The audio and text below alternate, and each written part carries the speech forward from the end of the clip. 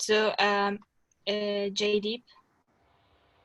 Thank you, Daphne. Hello, everyone, and thank you for joining in today's session. My name is Jaydeep Singh, and I'm the Secretary General of the MUN at Home program here at MUN Impact. And I'm honored today to present to you a very special presenter joining us from the UNODC Education for Justice Initiative, Ms. Mengting Lee. She specializes in international affairs and the United Nations programs and is skilled in communications and media and is fluent in English, French, and Chinese. She currently serves as the Associate Public Information Officer at the UNODC. And prior to this, she has worked in several other UN entities on communications, external affairs, media partnership, resource mobilization, and UN-mandated thematic areas, including international human rights, labor rights, child protection, cybersecurity, gender equality, migration, and South-South cooperation. And today, Ms. Mengting Lee will be sharing with us regarding the Act for Rule of Law with social media and other communication tools, which is an initiative by the Education for Justice and the UNODC. So without further ado, let's go up to Ms. Mengting Lee. And Ms. Mengting Lee, the floor is yours. Thank you. Thank you, Jaydeep. It's a pleasure to meet all of you today and to talk about this exciting topic on how young people can act for the rule of law. And as some of you may have known already, that the rule of law is one of our core work at the UN, and it's a shared mandate across the system. So before we start, I would like to ask you, how many of you understand or know about the rule of law and what it means?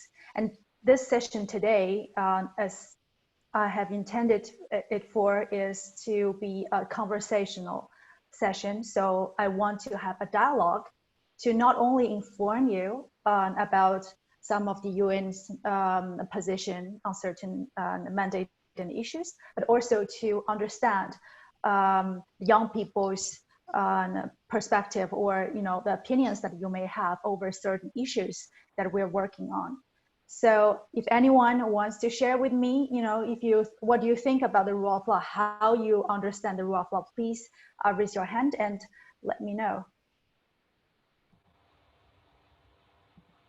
Anyone is interested? Yes, Maria. Hello, I'm not quite sure, but I think it's about being protected under the law and knowing that everybody has the same rights and is equal to one another. Yes, that's totally correct. Thank you, Maria.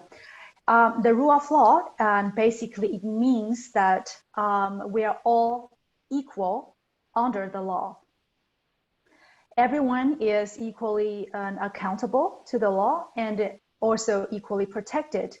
No one is above the accountability of the law, and no one is below the protection of the law.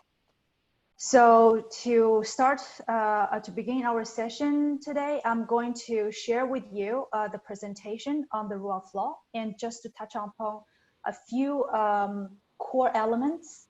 And then from there, we can talk about how young people can take action in contributing to the rule of law. So here, let me share my screen.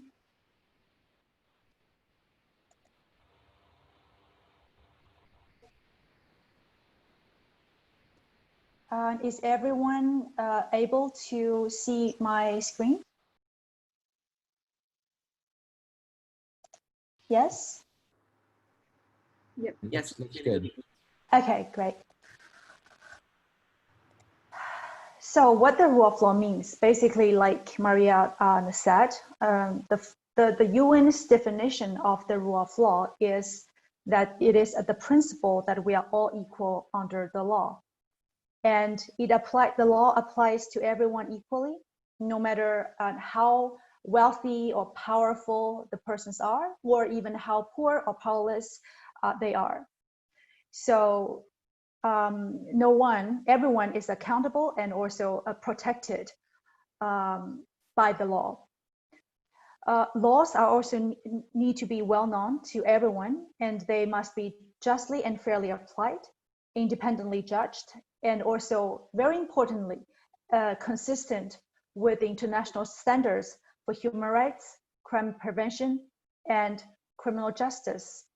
So, for example, if the law itself is, let's say, discriminative, then we cannot say that the application of this law is, the rule of law.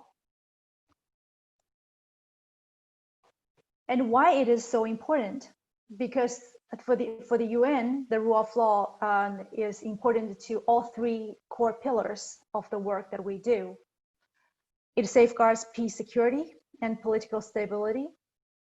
The rule of law protects human rights and fundamental freedoms. And also, it enables economic and social progress and the sustainable development.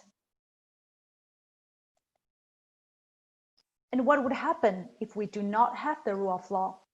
As some of you know already, all of us actually know already that, whether it is slavery, whether it is apartheid or segregation, or even genocide, all these things actually happened in the darkest moment of our history, in the absence of the rule of law. And they all happened in the sense that, they were on the surface legal, but in fact, it was not a society or environment with the rule of law. But today, we still have other challenges, such as discrimination, inequality, injustice, or corruption, abuse of power, violence and crime. All these, we are still facing these challenges. So the question is how we respond to these challenges, and that will define the degree to which our societies are governed by the rule of law. And like the previous Secretary General Ban Ki-moon once said at the last Crime Congress in 2015, there can be no peace without development, no development without peace, and no lasting peace or sustainable development without respect for human rights and the rule of law. So now the question is that how can individuals like us act for the rule of law? First of all, we need the capacity of public institutions to be strengthened, because the governments have a key role in upholding the rule of law in daily life, acting through accountable public institutions. And only with this, they can protect the safety and dignity and human rights of all peoples. This is their responsibility. And the second is that we also need to empower people, because citizens also have a crucial role to play in all of this through active and free and meaningful participation in oversight of those public institutions. Because the rule of law is not and should not be seen as an exclusive area for law enforcement or judiciary as it normally is, but actually it impacts everyone everywhere in our daily lives. So we all need to actively participate in this. And then third is that we need to make sure and ensure the accountability for perpetrators and the redress for victims, because immunity is really the enemy of the rule of law.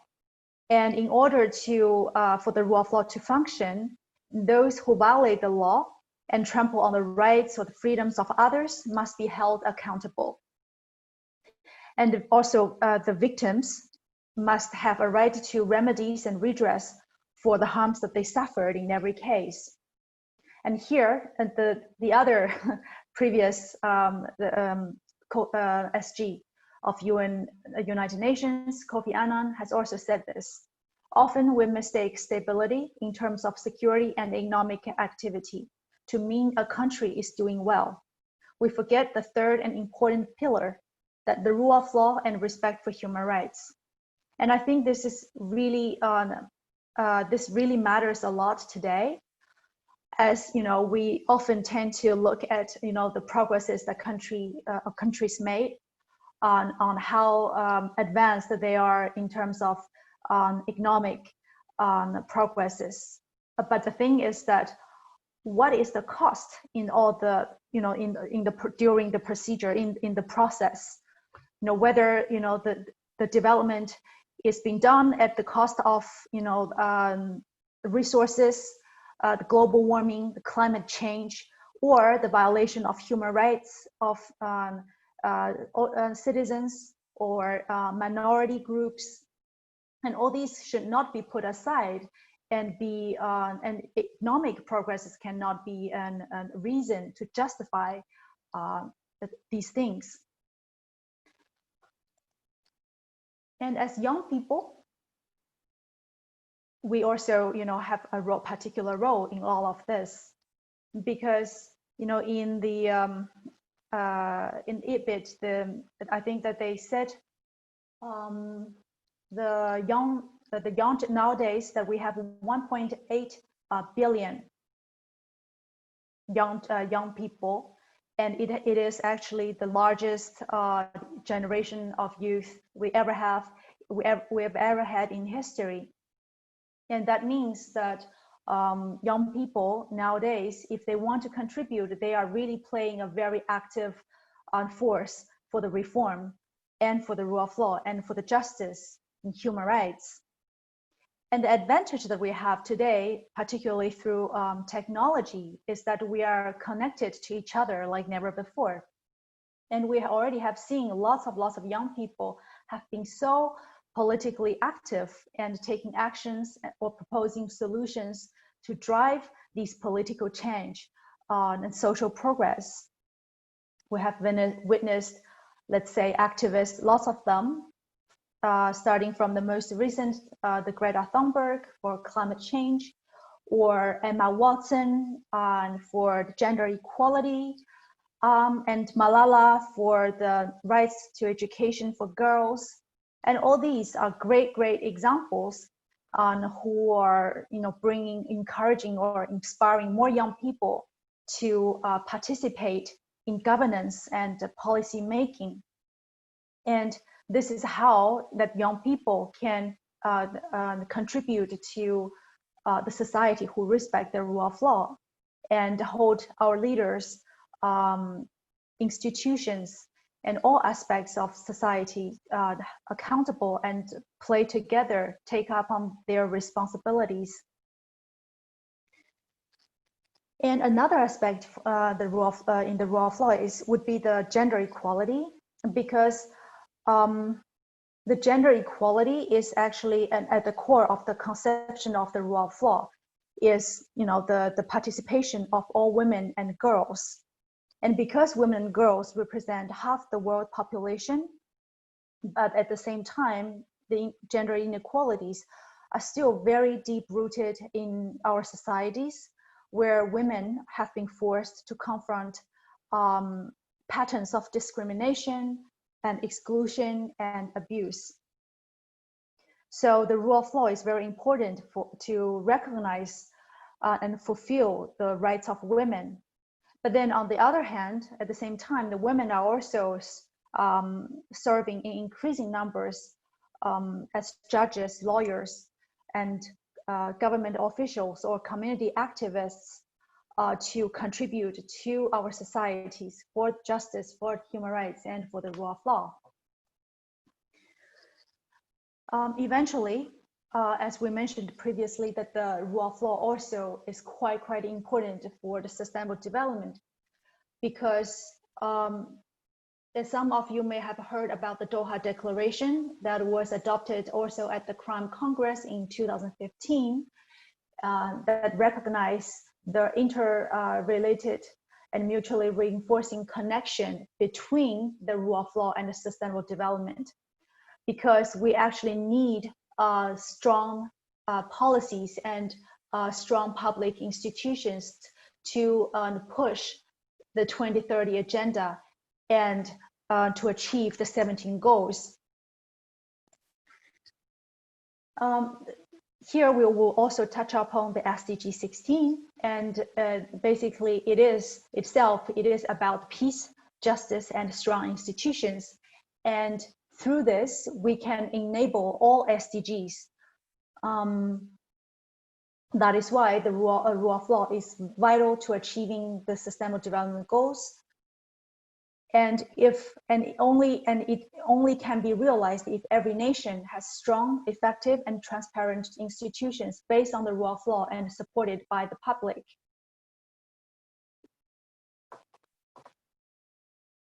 And at the same time, they also have the responsibilities to develop national level policies that advance all 17 goals of the 2030 agenda.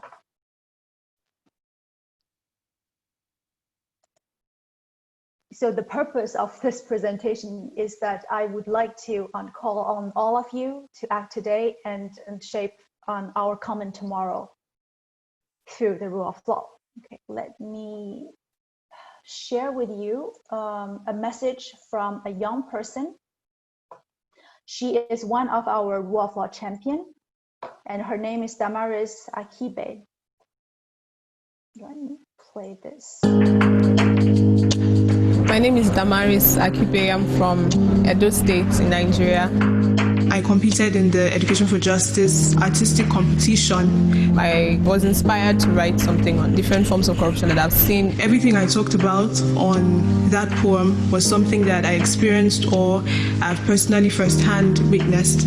You see, for too long, gunshots have become our alarm clocks, waking us into a nightmare of terrorism, the horrors of religious violence.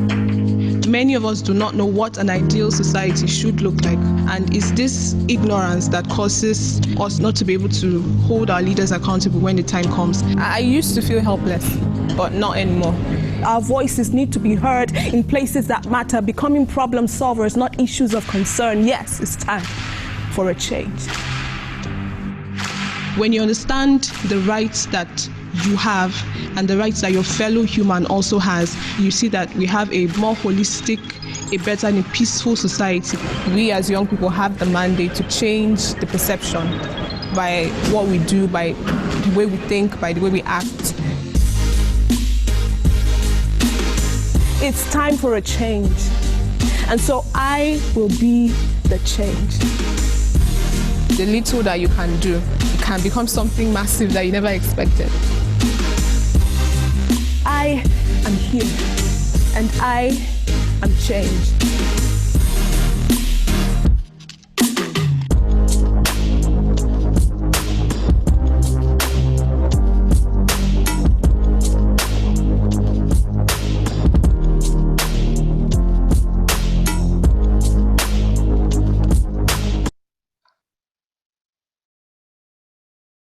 Okay.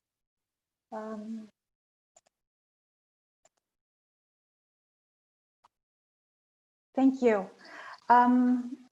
So, is there any question before? Hello? Yes. Miss Lee, do you want to continue with your presentation and take questions at the end, or you want to take them now? Okay. I mean, the second part of my the session today, I would want to talk about a few ways of how youth can actually engage in taking actions, concrete actions, how many ways that they have. But before I move to that part, I actually would like to hear from some of our participants who may already have experience in getting involved, and I want them to also share their experience, how they have been how they have been taking actions in this regard, and also if they want to share with us. Sure. If there are any participants who wish to share any experiences in youth advocacy on rule of law, please raise your hands, and you can. We'd love to hear you. Okay, I believe not many. No? Okay. All Good. first-time delegates coming to learn. No problem. Okay, then the other question would be, how many of you have heard about Me Too movement and Black Lives Matter? Okay, we have Catherine, Mihir, almost everybody. Great. And how many of you actually have participated in this movement? Keep your hands raising. if you have participated. Okay, there are a few people. Okay, great. So actually, you all have already taken action for the rule of law, and I'm going to explain why. Because if we look at the Me Too movement, and if we look at the Black Lives Matter movement, all that they are talking about is about holding people accountable under the law, right? And this is what we're talking about here, an equal justice for all. And let's say, for example, Me Too movement is about holding powerful and wealthy people, accountable to, the misconduct or crimes they have done. And Black Lives Matter is about how we should apply the law without discrimination, how we should, in the process of our law enforcement, how we should hold, the law enforcement, accountable, how they should also be accountable to the law in the process of their work. So in the root, all these issues are about the rule of law. And if you have heard about this movement, and if you have participated in this movement, that means that you already are taking actions for the rule of law. Is there any question? Any questions on the rule of law? We have a lot of questions on the chat, but I'd like to take them towards the end. Okay. You could continue your presentation, that would be fine. Okay, good. So the next part, we have discussed about what the rule of law is and some of the examples just in our daily lives that everybody know about. And then the next is that how what other ways that you can get involved in contributing to the rule of law. First, I think that young people should considering getting involved with civil society organizations such as NGOs, and the social movement who work on certain issues that you feel concerned about, whether it is climate action or gender equality or discrimination or justice, social justice, all of these. And you should get involved with the organizations who are working on these issues, or volunteering, because that will also help you to understand a lot, how as grassroots can mobilize together, take actions. Another way is that you can also let's say educate ourselves. For example, if you're interested in human rights or crime prevention and criminal justice, or any other the social issues, you can start looking into the resources online available. At the UN, we developed a lot of tools also for young people, and also for academia, for universities or high schools.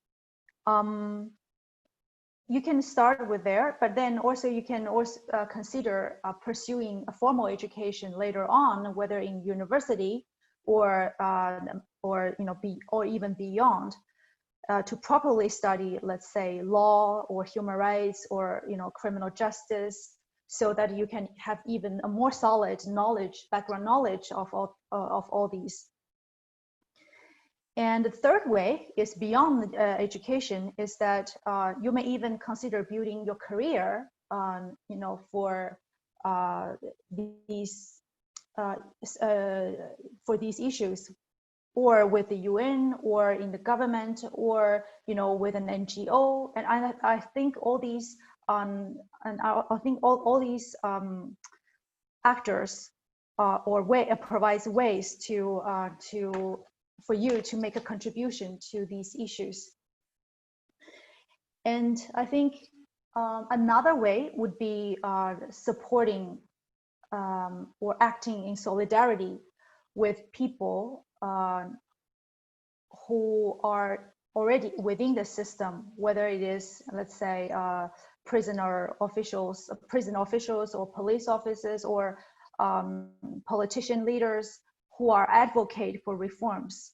And we should feel, we should know their ideology and then support, the ideology that they bring with them, and we act in solidarity with them. And then also very important is to act in solidarity with victims of crime or of the abuse by the system, or of any social injustice. Let's say Black Lives Matter is a perfect example where people are acting in solidarity. And then Me Too movement similarly is the same. And then eventually, I think this is also a part of the self-educating, is to get ourselves familiar with international instruments like international treaties or laws. For example, the Mandela Rules, the UN principles on the use of force and firearms, or UN guidelines on the role of prosecutors, or standards on the independence of judges and lawyers. All these are very, very important instruments where the UN provides guidance on how we can build together the society that respects the rule of law. So these are some ways that I think where youth can take concrete actions to participate. Thank you. Thank you, Ms. Lee. A virtual round of applause for Ms. Lee's presentation. Indeed, I've been taking notes all throughout, and that's certainly a very, very enriching experience for us all, learning about the intrinsic ways in which we can actually implement the rule of law as youth activists. Now we're going to go into the Q&A segment of our session. We have time of about, let's say 18 minutes, I believe. We have a good amount of time for questions, and we have a solid number of questions in our chat. So I'll be putting questions to you. I'll be calling out your names. If you could please unmute yourself, ask your question to Ms. Lee, and then Ms. Lee can answer that question. I'm going to call out first Maria, who's joining us from Spain. And her question is the consistency of laws with international standards and how that could relate to sovereignty of nations. So Maria, go ahead with your question. Hello, Mrs. Lee. Thank you for your amazing presentation. When you were talking about how the rule of law should be consistent with international standards, I have a question about that. If laws must be consistent with international standards, where can we draw the line between national sovereignty and what should be done to protect the rule of law? Thank you very much. Okay, thank you, Maria.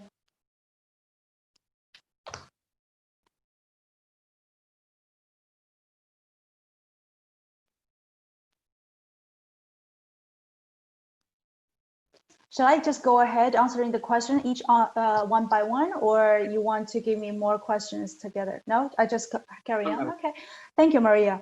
I think, drawing the line. Okay, I think that the international standards that have been that are actually applying to all UN member states, and for me, I don't really see how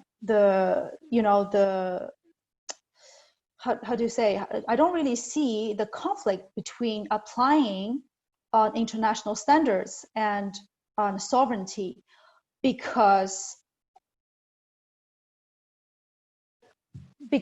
international, there are many international instruments. Let's say, for example, international standards for human rights, and I think it is not accurate to assume that respecting human rights is conflictual with the issue of sovereignty, because when the Universal Declaration of Human Rights have been adopted by all member states, by the entire world, it means that these countries have agreed to apply these rules to the way how they treat their people. So I don't really see why that would be conflictual, when it comes to sovereignty. Thank you, Ms. Lee, for the answer. Thank you, Maria, for the question. Let's now go on to one of our directors who's joining us, a teacher, Mr. John Israel, who joins us from Turkey. And he has a very interesting question for you, Ms. Lee. John, are you there? Yes, I'm here. Thank you. Please go ahead. Basically, I wonder if you work with the major UN institutions for legal matters like the ICJ and in particular the ICC in The Hague, and how you see the position when not all member countries will agree to sign up and recognize the ICC in particular. Okay. No, actually, I mean, I am from a communications background, so actually I don't really work in the legal side of the UN, but we do have a collaboration with, let's say, ICJ. We have a global judicial integrity network where we are promoting the values and ethics and anti-corruption measures within the justice sector. So ICJ works very closely with us for this network, Global Judicial Integrity Network. But other than that, myself, I do not actually work directly with ICC or ICJ. So, yeah. Thank you very much. But thank you for your question. Yeah. Thank you, John. Let's now go into another question. Joining us is David from the Philippines, Accountability of Governments and the Rule of Law. David, go ahead. David, are you there? Yes, can you hear me? Yes, loud and clear. Hi, Ms. Lee. Thank you for your presentation. And so sorry, just let me bring up my question here. So when the government fails to uphold the rule of law and accountability is improbable on their end, is there anything we as the youth can do? I'm asking this because coming from the Philippines, where extrajudicial killings, the silencing of the press, and immunity given to government officials amid the pandemic have been recent news, it seems very difficult to take a stand and demand change when the very institution and systems that we're a part of don't give that. Yes, I do. I do recognize and understand the difficulties sometimes that we face, and different environment or countries may have different situations, and young people will facing different challenges in that.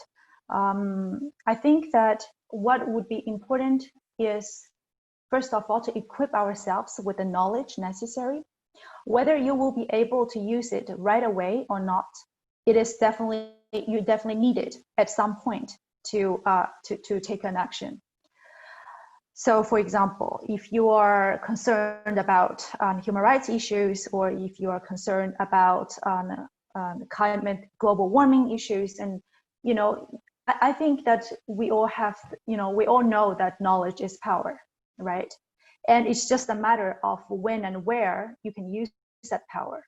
So, if at this moment you feel that you actually don't, have a ground to exercise it, it does not stop you or from continue learning about these things.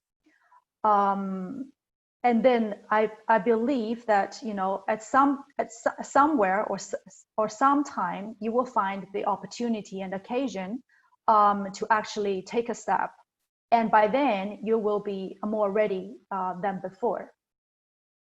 And also another thing, I think that it is very, very important for young people to start using the tools available to them. Particularly, I'm referring to online media. Because one is that we can get information from platforms. And of course, we also need to be careful with verified information, because there are a lot of unsolid information there. But then, if we can, one is that we can get resources online. But then the second is that we can also find mind alike we should keep in mind that it is very important to act together. That means that we need to build a community, for a common cause. The title of this session today is actually, Act for Rule of Law with communication and the social media tools, because I highlighted it because I really believe, and I think many of you would agree, that young people has the advantage of being, proportionally present on social media nowadays, which means that they also have the force, to start or create a movement, on social media, where they can advocate, whether for justice or for equality, these concerns that they have.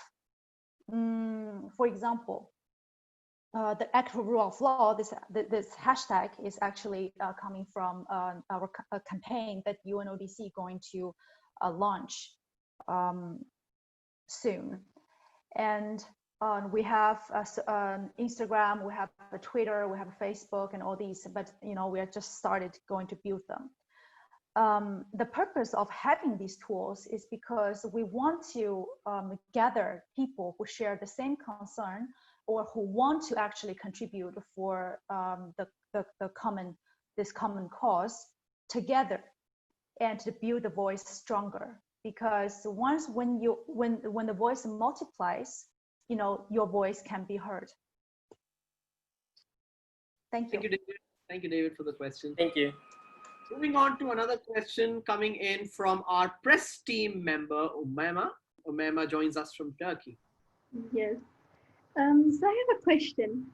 In a lot of countries, the rights of ethnic minorities as well as religious minorities are violated.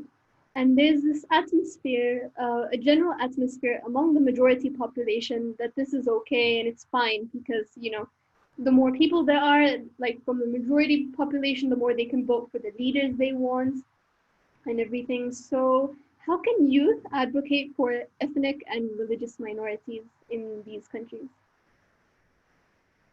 Thank you very much for your question, Amaya, and I think that you touched upon very important. Hello.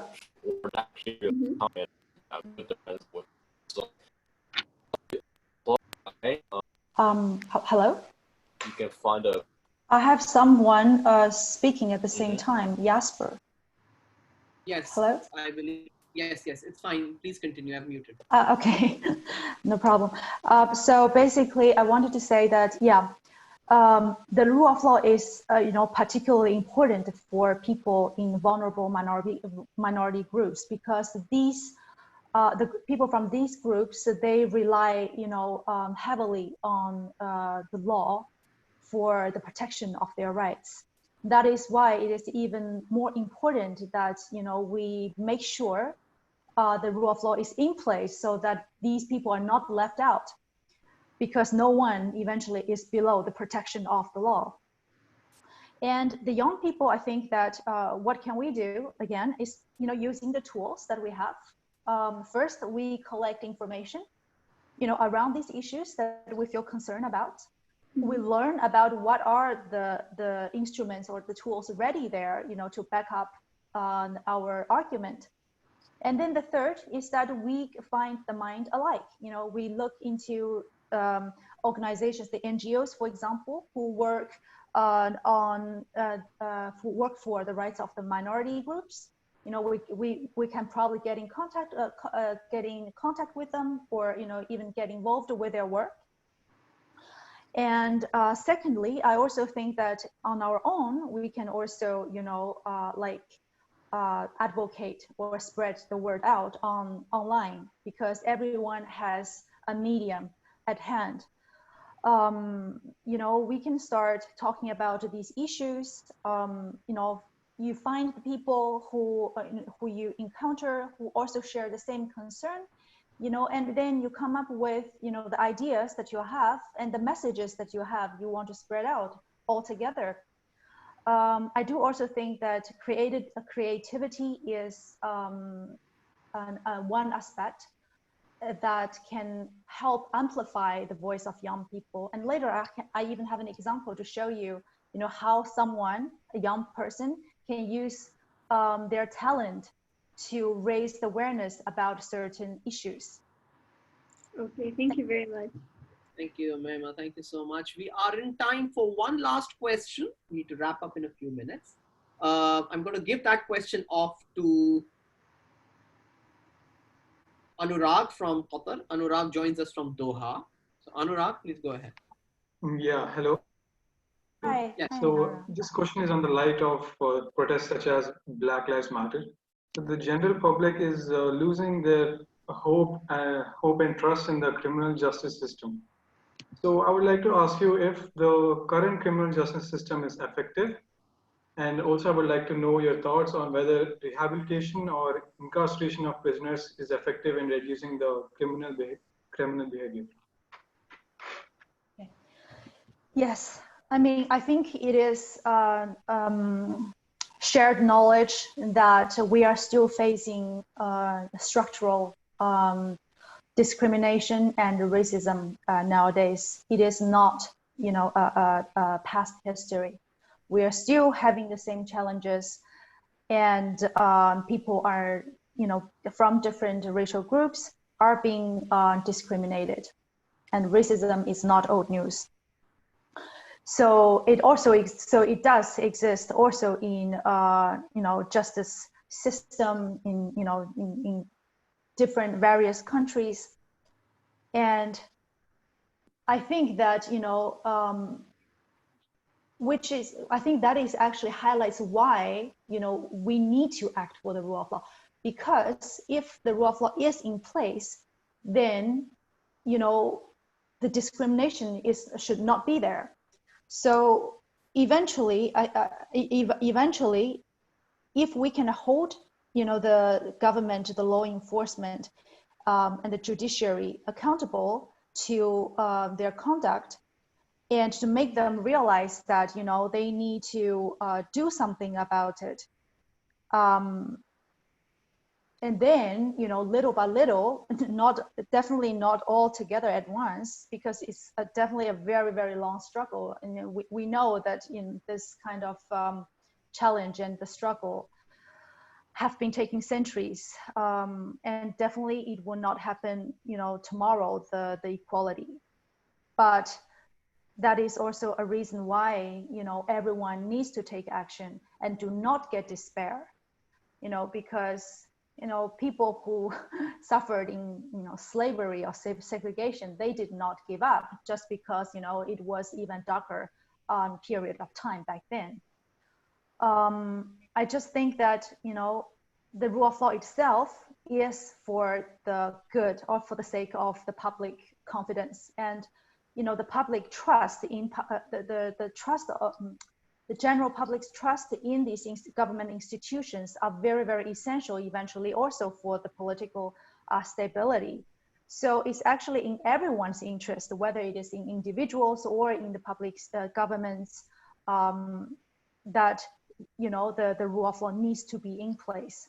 So do not get discouraged, because we are in a moment of history where we need your action, everyone's action, more than ever before. And I do believe that together we can make a change, because just look at the Black Lives Matter movement itself. It already has been changing laws in the States. And I think that it is very encouraging. It's just a matter of perspective, how we look at these things. Thank you. Thank you, Ms. Lee. And with that, on that note, we wrap up today's session. Thank you for joining us. Thank you for. I'm sorry, Jaideep. Earlier I mentioned that I promised Omayma, sorry, that I will also show her an example of how young people can use their creativity to raising certain topics of the issues that they feel concerned about. So here we go. I will share the screen with you. Sorry. Okay.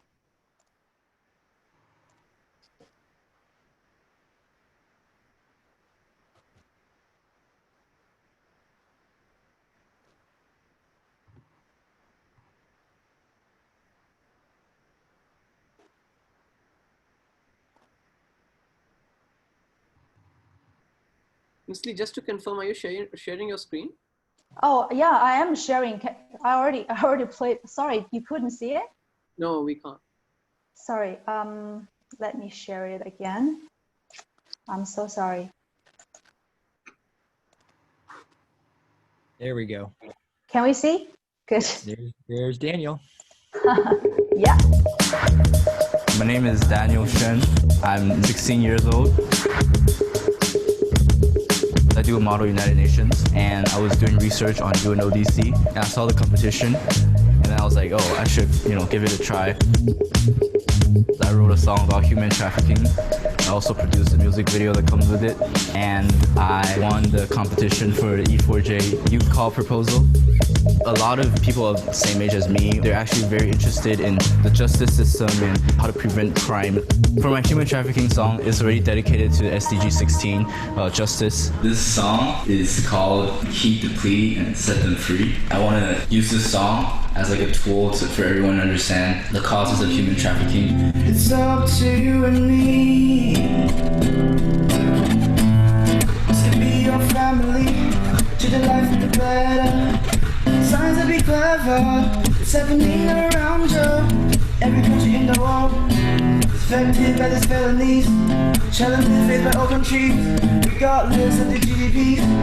Check out UNODC, make it a priority. Notify the authority, be a hero to somebody who hearts the call. Freedom for one and all, make trafficking fall. So try a campaign.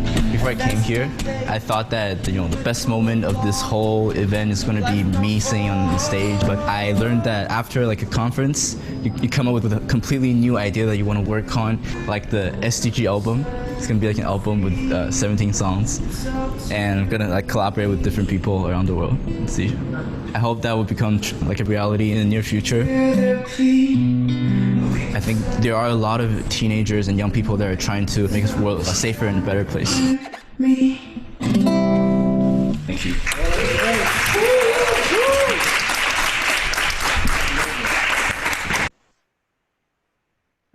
Thank you very much for sharing the video. Yeah, you're welcome. The purpose that of me sharing it, I just wanted to let everyone know that, as young people, we have a lot of talents. We have a lot of interests. Some people are good at making videos. Some people are good at making music. Some people are good at painting. Somebody are probably good at TikTok. I don't know, but all these talents and creativity can be harnessed for, the cause and, issues that we feel concerned about. Like Daniel, for example, he just gets involved with our initiative, the Education for Justice, where he shared his talent. I also want to encourage you to look into the hashtag Act for Rule of Law after this session on Twitter. Follow us, and we are just at the beginning of building a community with young people, but also with many other actors of the society who feel concerned about the rule of law issues. And together we can amplify our voices and do get in touch with us, interact with us. And today is just the beginning. And I hope that we will have all of you on our journey together in the future, and to make this world a better and safer, more just place. Fabulous. Thank you. Thank you, Ms. Lee. Thank you so much. And with that, we conclude today's session. Thank you so much for joining us. We have to close the room immediately to make room for the next session. Thank you for joining us, and we hope to see you again very soon. Goodbye. Stay safe in Vienna. Great to see you. Thank you. Bye-bye. Great to see you too. Pleasure's mine. Bye-bye. Bye.